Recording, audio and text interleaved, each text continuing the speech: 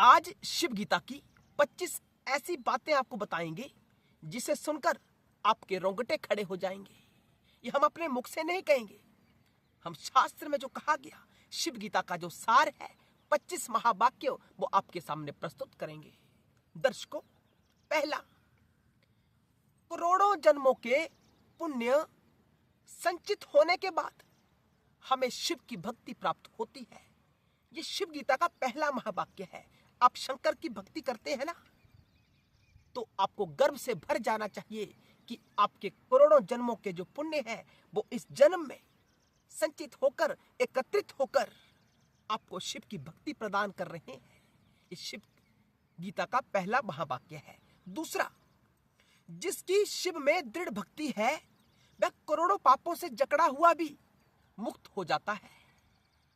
पहले करोड़ों जन्मों के पुण्य संचित हुए, आपको महाकाल की भक्ति प्राप्त हुई, और अब भक्ति प्राप्त हुई तो आप करोड़ों पापों से भी जकड़े हुए हैं ना। ऐसा तो नहीं है कि पुराने जन्मों में आपने केवल पुण्य ही किए हो, लेकिन जब बाबा की भक्ति प्राप्त हो जाती है तो पुराने जन्मों के जो पाप कर्म आपने किए हुए हैं उनसे जकड़ा हुआ जीव, यानी हम सब क्या है, जीव है। अगर हम प्रारब्ध में पाप कर्मों से लिप्त हैं तो उनका नाश हो जाता है बाबा की भक्ति प्राप्त होने से। तीसरा महावाक्य, भक्ति सदा करने योग्य होती है। यानी बाबा की भक्ति आपको प्राप्त हुई तो आपको समझना चाहिए कि आपके पुण्य जागृत हो चुके हैं और आपको बाबा की भक्ति प्राप्त हुई और यही करने योग्य है। जीवन में प्रश्न उठता है कि क्या करने योग्य है, जीवन में क्या करना चाहिए, उच्च स्तरीय प्रयास करके हमें क्या करना चाहिए, तो बाबा की भक्ति करनी चाहिए।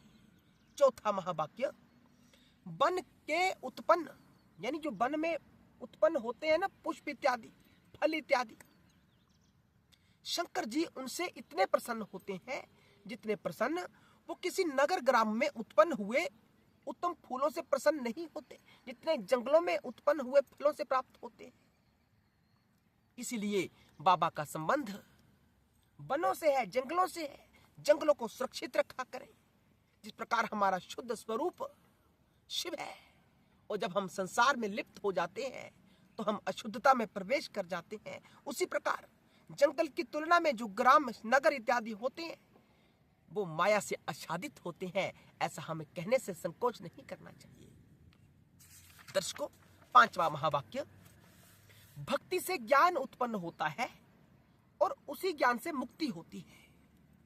अब बाबा की भक्ति प्राप्त हुई, शिव गीता में कहा कि बाबा की भक्ति प्राप्त हुई जब करोड़ों जन्मों के पुण्य उदय हुए।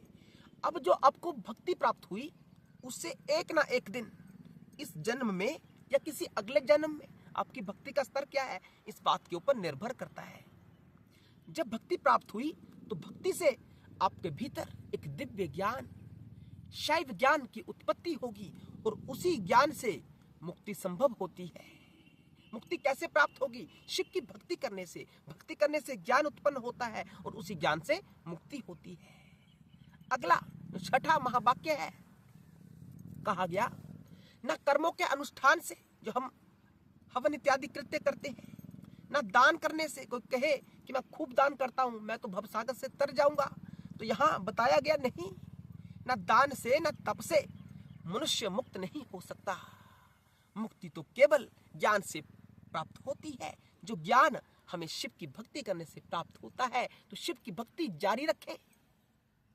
अगर आपको वीडियो अच्छा लग रहा हो तो लाइक करें, कमेंट करें और आगे शेयर अवश्य करें। दर्शकों, इस वीडियो के माध्यम से हम आपको कहना चाहते हैं कि यह चैनल शिव की भक्ति को पूर्णतः समर्पित है। हम चाहते हैं कि हमेशा इस तरह से हम ज्ञान प्रदान करते रहें शंकर की कृपा से। आपको इसमें सहयोग करना है, वीडियो को ज्यादा से ज्यादा शेयर करना है ताकि जन जन तक, प्रत्येक व्यक्ति के फोन तक यह वीडियो पहुंच सके। और अगर हो सके आप में सामर्थ्य है, आप कुछ कर सकते हैं, तो इस चैनल को ज्वाइन भी कर सकते हैं। इसके लिए मामूली सा धन आपको व्यय करना है। ये फिक्स नहीं है कि आपको करना ही है। अगर आप में सामर्थ्य है तो चैनल को आप ज्वाइन कर सकते हैं। शिव के इस चैनल को बढ़ाने में यह योगदान आपका बहुत भारी हो सकता है। दर्शकों, अगला महारहस्य, कि जो दुख होता है ना, हमारे जीवन में दुख होते हैं, सबके जीवन में दुख होते हैं। यूं कहें कि संसार में जो भी प्राणी है वो दुखों से आच्छादित है, दुखों से घिरा हुआ है। ऐसा कोई प्राणी नहीं होगा जिसके जीवन में दुख नहीं होंगे। तो कहा गया कि दुख आत्मा को नहीं होता है, ना ही दुख शरीर को होता है। शरीर हाड़ और मांस से निर्मित है, इसे दुख नहीं होता। आत्मा निर्लिप्त है तथा शरीर जड़ है, इन्हें कभी दुख नहीं होता। तो आगे प्रश्न उठा, जिसे महावाक्य में समझाया गया कि सुख और दुख का अनुभव जीव को होता है। आगे समझते जाना कि वास्तव में जीव होता क्या है। शिव गीता क्या कहती है कि जीव क्या होता है। हम सब जीव है, हम अनेकों बार कहते हैं, लेकिन वास्तव में ये जीव तत्व होता क्या है वो समझने का प्रयास करते हैं। आगे कहा गया कि जब यह जीव विषयों में लिप्त होता है, विषय क्या होते हैं? भोग, यानी खाने के पीछे सारा जीवन व्यस्त, गाड़ी बंगला, धन एकत्रित, बैंक बैलेंस मेरा अधिक हो जाए, ये भोग होते हैं जिसे हम भोगना चाहते हैं, जिसे हम यूज करना चाहते हैं। जब यह जीव इन भोगों में लिप्त होता है ना, तो वह सुख दुख का अनुभव करता है। आप गाड़ी के लिए प्रयास करते हैं कि मैं महंगी गाड़ी लूंगा, 20 लाख की गाड़ी लूंगा। अगर गाड़ी प्राप्त हो गई तो उसके मेंटेनेंस में आपको दुख होगा। उसे बचा बचा कर रखने का हम प्रयास करेंगे निरंतरता के साथ। अगर उसका एक्सीडेंट हो जाता है तो हमें दुख होता है। अगर वो गाड़ी प्राप्त नहीं हुई तो भी दुख होता है। यानी यह भोग दुखों का घर है। इन दुखों से निवृत्ति नहीं हो सकती जब तक हम संसार में रहते हैं। तो कहा गया कि जीव जब इन विषयों में लिप्त होता है ना, तो वह सुख और दुख का अनुभव करता है। पहले कहा कि आत्मा को दुख नहीं होता, शरीर को भी दुख नहीं होता। यहाँ आत्मा और शरीर अलग अलग कहा जा रहा है। तो दुख किसको होता है? दुख जीव को होता है। कब होता है? जब वो विषयों में आसक्त रहता है, विषयों की कामना करता है, कुछ ना कुछ नया करना चाहता है, कुछ ना कुछ पाना चाहता है। जब वो उसे प्राप्ति नहीं होती तो यही उसके दुख का कारण बन जाता है। ये शाश्वत ज्ञान है, ये शिव का ज्ञान है। शिव गीता में बताया गया। आगे कहा गया कि यह जीव होता क्या है। दर्शकों, हमने पहले भी बहुत बार समझाया कि जीव का स्वरूप अहंकार है। ये हमारी जो मैं होती है ना, मेरा मेरा मेरा, मुझसे मुझसे, मैंने किया, मेरे पास, ये सब जो हमारे वाक्य होते हैं ना, यह अहंकार द्वारा प्रभावित वाक्य होते हैं। हमें लगता है कि हम अहंकारी नहीं है, केवल धन का अहंकार कि मेरे पास बहुत धन है, यही अहंकार नहीं होता। हम और शैव दृष्टि से सोचते हैं तो मैं शब्द ही अहंकार का द्योतक है।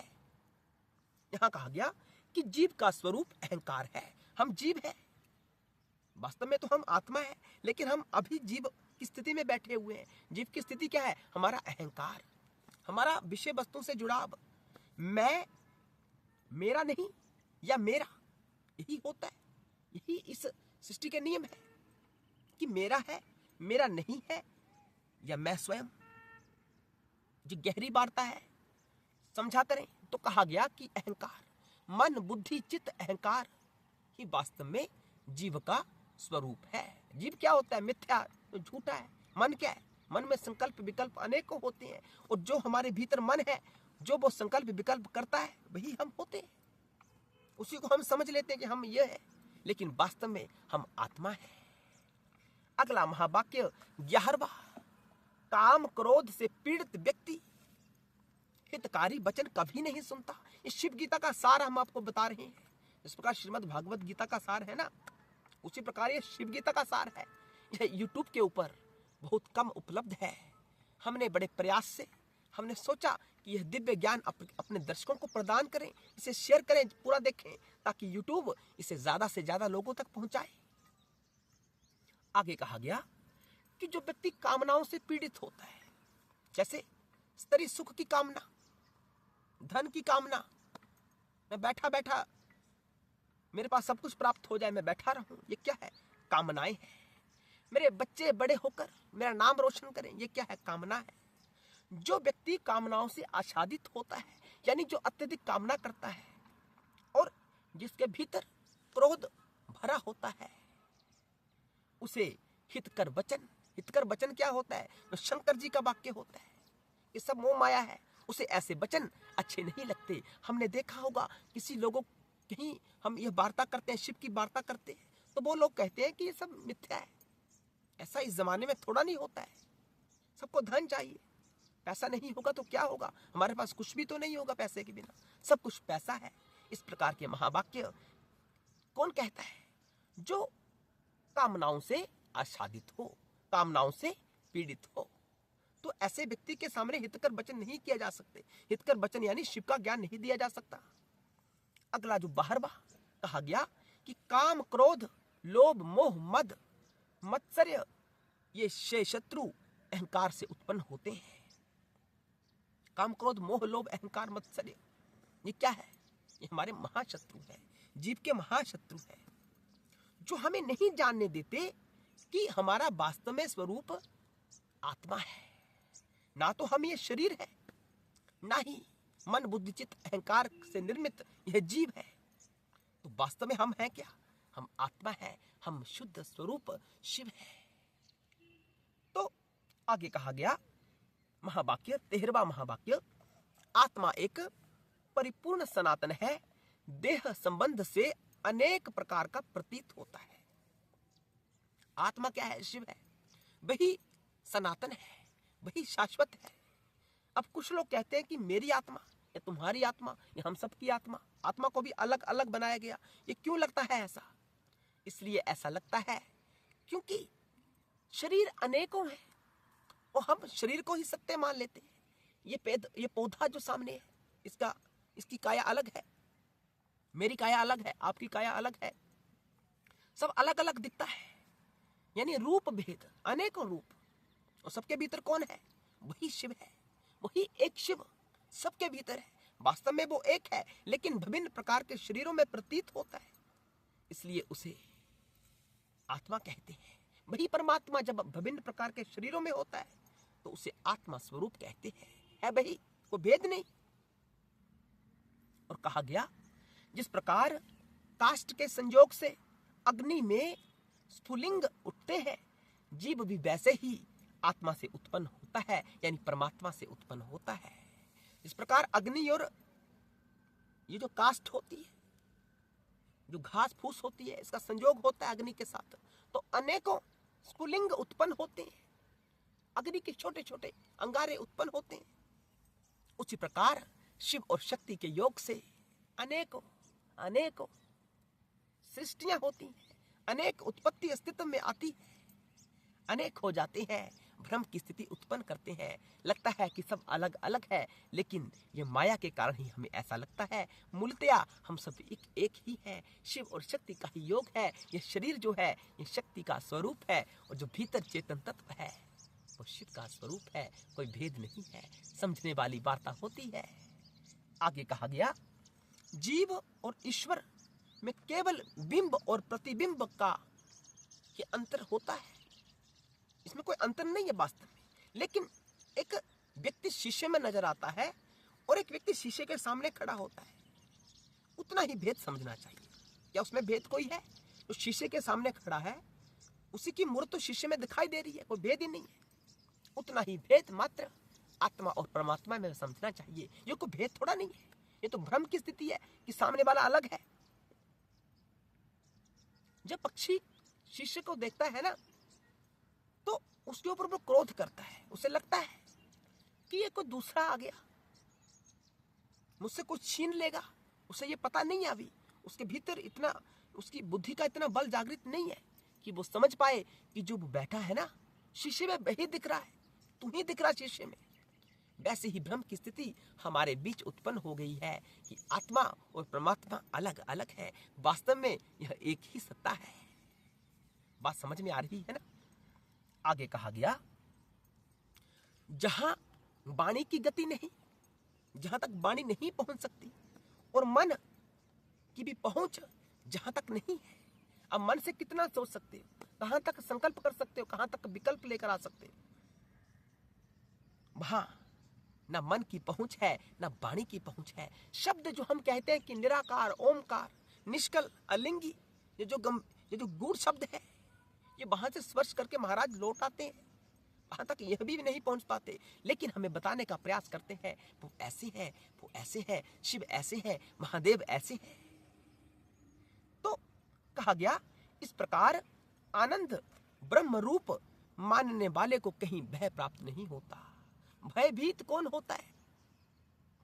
जब हम सोचते हैं ना कि शिव क्या है, अरे शिव की पहुंच शब्दों से नहीं है, मन से भी नहीं है, ये तो अनुभव का विषय है। जब हम इंद्रियों के अतीत होकर सोचना यानी महसूस करना आरंभ करते हैं तो हमें कहीं उस परम तत्व की अनुभूति होती है। और जो इस प्रकार की अनुभूति को ग्रहण कर लेता है ना, प्राप्त कर लेता है, उसे कहीं भय नहीं रहता। उसे पता होता है कि वो तो चेतन स्वरूप है, वो तो केवल चेतना है, वो शरीर नहीं है। मृत्यु किसकी होती है? शरीर की होती है। जब शरीर हम है ही नहीं तो कौन मर सकता है? कोई नहीं मरता, हम तो आत्मा है। आगे कहा गया जो अगला महावाक्य है,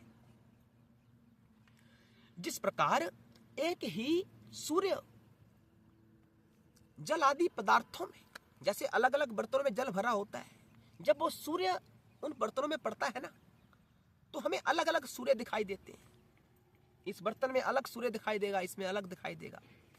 वास्तव में सूर्य तो वही है ना, उतना ही भेद हम सबके बीच और परमात्मा के बीच है।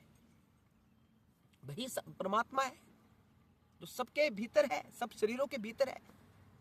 लेकिन लगता है कि मेरी आत्मा, तुम्हारी आत्मा, हम सब अलग अलग है, हमारा भ्रम है ये सारा। आगे कहा गया उसी प्रकार ईश्वर एक ही है और अनेक देहों में प्रतिबिंबित जीव रूप से प्रविष्ट होकर अनेकों रूपों से दिखता है। कितनी बड़ी वार्ता शिव गीता में कही गई, ये शिव गीता का सार है। आगे कहा गया जिसने वेद शास्त्र का अध्ययन किया हो और सदा धर्म में प्रीति रखता हो। कुछ व्यक्ति देखे होंगे वो धर्म की ही वार्ता करते हैं और खूब वेद शास्त्रों का अध्ययन करते हैं सात्विक वृत्ति के साथ। लेकिन शिव गीता कहती है कि जब विनाश काल आता है ना तो वह अपने धर्म का त्याग कर देता है। जो विनाश काल होता है उसका प्रभाव इतना अधिक होता है कि बड़े से बड़ा धार्मिक व्यक्ति भी विनाश काल के समय अपने धर्म को भुला देता है, अपने धर्म की वृत्ति को भुला देता है। ये सत्य है, विनाश काले विपरीत बुद्धि कहा जाता है ना। और आगे कहा गया जैसे दर्पण मलिन होने पर, शीशा मलिन हो गया, शीशा गंदा पड़ा हुआ है, जब हम उस शीशे में देखते हैं तो हमें अपना चेहरा भी मलिन नजर आता है, यानी गंदा सा नजर आता है कि मेरा चेहरा गंदा है। इसी प्रकार हमारे अंतःकरण के दोषों के कारण हमें आत्मा विकारी लगती है। अंतःकरण में हमने भरा हुआ है ना, मन में क्या भरा हुआ है, जो हम देखते हैं वही हमारे मन में भरा हुआ है। और जो हमने देखा, जो हमने सोचा, महसूस किया, वही हम बन गए। वास्तव में आत्मा है, लेकिन मैं आपसे पूछता हूं, आप क्या समझते हो कि आप क्या हो? तो आप कहोगे कि मैं डॉक्टर हूं, मैं वकील हूं, मैं चार्टर्ड अकाउंटेंट हूं, मैं इंजीनियर हूं, मैं वैज्ञानिक हूं। यानी अनेकों उपाधियां हमने स्वयं को दे रखी हैं और वही हम हैं। हम यही पहचान अपने सामने वाले के सामने प्रस्तुत करते हैं। मैं दुकान वाला हूं, मेरा बहुत बड़ा स्टोर है,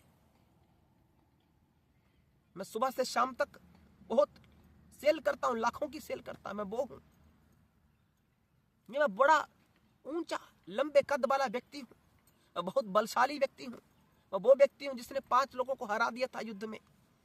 हम अपनी पहचान ऐसे ही बताते हैं ना। तू कौन है? मैं वही हूं जो प्रत्येक वर्ष कक्षा में प्रथम आता। हम अपनी पहचान ऐसी बता देते हैं, लेकिन वास्तव में हमारा यह स्वरूप नहीं है। आत्मा कभी इंजीनियर नहीं होती, आत्मा कभी वैज्ञानिक नहीं होती, आत्मा कभी, यानी यूं कहे कि आत्मा कुछ भी नहीं होती। सब कुछ होते हुए भी आत्मा कुछ नहीं होती। संसारिक दृष्टि से आत्मा कुछ नहीं। तो यह ज्ञान शिव गीता हमें दे रही है। और 20वां महावाक्य कहा गया कि जिस प्रकार कैलाश वैकुंठ लोक है ना, कैलाश में शंकर निवास करते हैं, वैकुंठ में नारायण निवास करते हैं, इस प्रकार मोक्ष का कोई लोक नहीं है। लोक होता है स्थान, और मोक्ष कोई स्थान नहीं है। केवल हृदय की अज्ञान ग्रंथि नष्ट हो जाना ही मोक्ष है। जब हमें अपने वास्तविक स्वरूप का ज्ञान हो जाता है, हमारी जो अज्ञान ग्रंथि है, जो हमारे भीतर कचरा भरा हुआ है कि हम तो यह शरीर है, जब यह नष्ट हो जाता है, यानी यह अज्ञान नष्ट हो जाता है, तो हम मोक्ष को प्राप्त कर लेते हैं। यह होती है वास्तव में मुक्ति। आगे कहा गया, ज्ञानी पुरुषों को ज्ञान प्राप्त होते ही मुक्ति प्राप्त हो जाती है। जब ही आपको यह ज्ञान प्राप्त हो गया कि मैं तो आत्मा हूं, जो विषय भोग है सब कुछ संसार में दिखाई देता है, ये मैं नहीं हूं, या मेरा इनसे कोई लेना देना नहीं है, जब ऐसा ज्ञान आपको भीतर से हो जाता है, आपके अनुभव का हिस्सा बन जाता है, आपके जीवन पर इसका असर दिखाई देना शुरू हो जाता है, तो बेझिझक आप कह सकते हैं कि आप एक मुक्त व्यक्ति हैं। दर्शकों, आगे कहा गया, जीवन मुक्त पुरुष तीर्थ में या चंडाल के घर में देह त्याग करे। कहा जाता है ना कि अमुक तीर्थ स्थान में अगर कोई व्यक्ति अपने शरीर का त्याग करता है तो उसे मुक्ति प्राप्त होती है। लेकिन ये शिव गीता का ज्ञान इतना गहरा है जो हृदय की अज्ञान ग्रंथि को तोड़ता है। जब इस ज्ञान का जागरण हमारे भीतर होता है तो चाहे आपकी मृत्यु किसी चंडाल के घर में भी क्यों ना हो जाए, किसी पापी व्यक्ति के घर में आपकी मृत्यु हो जाए, कहीं भी मृत्यु हो जाए, तो आप मुक्त ही रहेंगे। आपको किसी तीर्थ पर मृत्यु ग्रहण करने की आवश्यकता नहीं है, आप प्रत्येक स्थान पर मुक्त हैं। आगे कहा गया, जीवन मुक्त प्रारब्ध के क्षय हो जाने से मुक्त हो जाता है।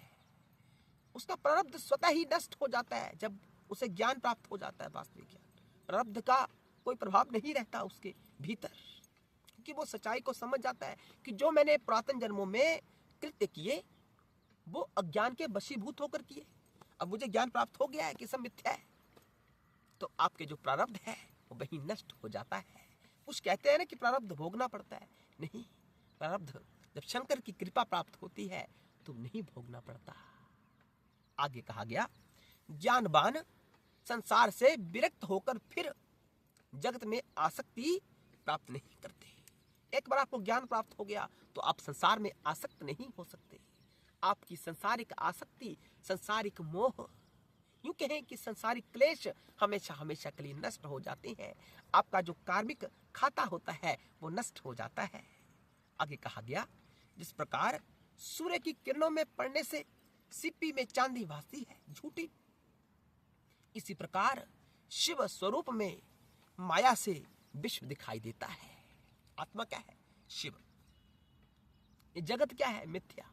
लेकिन जब इसकी आत्मा में इसका जब बिंब प्रतिबिंब का संयोग बनता है ना आत्मा के साथ, तो ये लगता कि वास्तव में संसार है। आत्मा में ये सब चीज पड़ रही है ना, हमें लगता कि आंखें देखती हैं, लेकिन वास्तव में भीतर से कोई और तत्व भी देखता है जो आत्मा है। हमें लगता है कि कान से सुनता है, ये कान सुनते हैं, नहीं, लेकिन भीतर से कोई दूसरा तत्व भी इसे सुनता है, वो आत्मा है।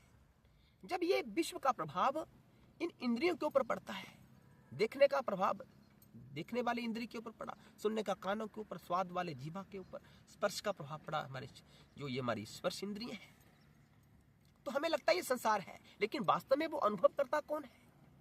साक्षी कौन है जो इन सबको देख रहा है, इन सबको सुन रहा है, इनको महसूस कर रहा है? वो वास्तव में शिव स्वरूप आत्मा है। हर हर महादेव।